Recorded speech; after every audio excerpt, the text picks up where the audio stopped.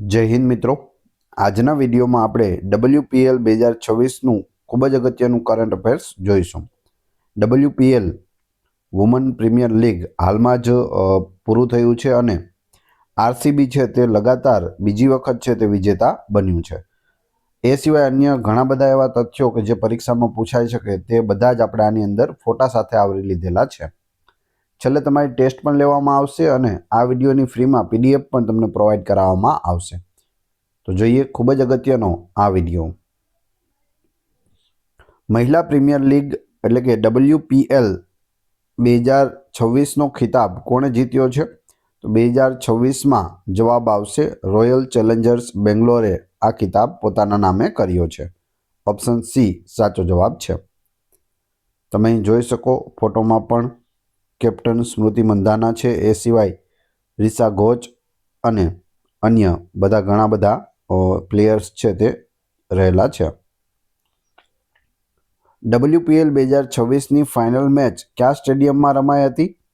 Final match છે તે ક્યાં રમાઈ હતી? તો જવાબ આવશે BCA કોટંબી સ્ટેડિયમ વડોદરા. જો તમને જવાબ આવડતા હોય તો સાથે સાથે તમે કમેન્ટ બોક્સમાં જવાબ પણ આપી શકો છો. BCA કોટંબી સ્ટેડિયમ વડોદરામાં ફાઇનલ મેચ રમાઈ હતી. WPLની કઈ આવૃત્તિ જાન્યુઆરીથી ફેબ્રુઆરી 2026 દરમિયાન યોજાઈ હતી? તો આ વર્ષે આવૃત્તિ કેટલામી હતી?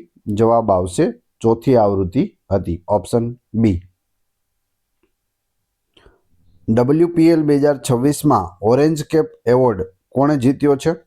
સૌથી વધુ જે રન કરે તેને ઓરેન્જ કેપ એવોર્ડ આપવામાં આવે છે WPL અને IPL બંનેમાં. તો જવાબ આવશે સ્મૃતિ મંધાના, જે RCBના ખેલાડી છે અને તેઓએ 377 રન બનાવેલા છે. પૂછવામાં આવે ઓરેન્જ કેપ એવોર્ડ છે તે શાની સાથે સંબંધિત છે? તો સૌથી વધુ રન.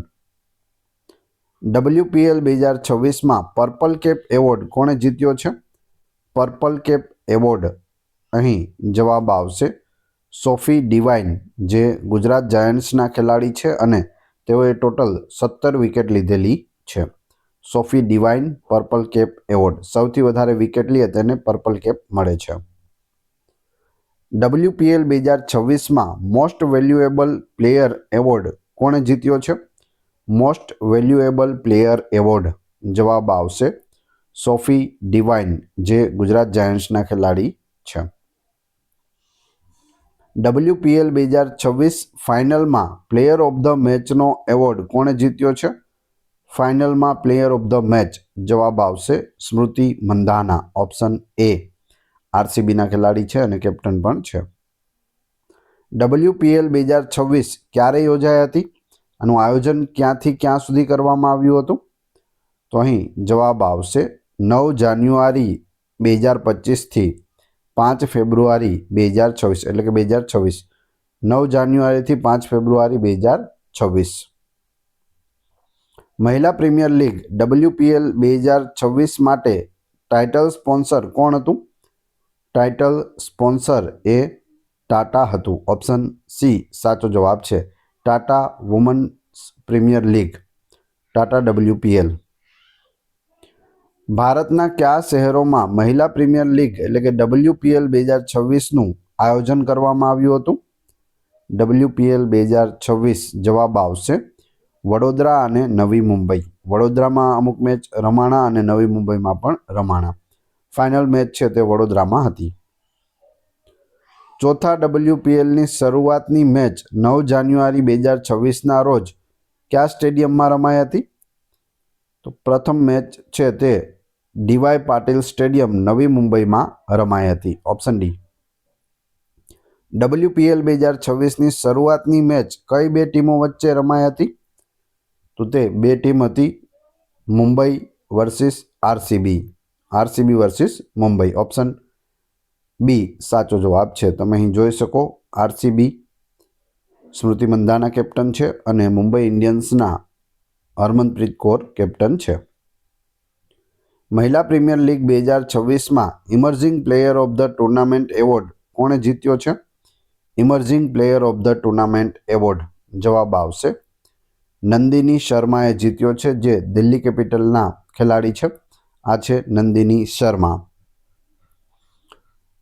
WPL 2026માં પ્લેયર ઓફ ધ સિરીઝનો એવોર્ડ કોણે જીત્યો છે?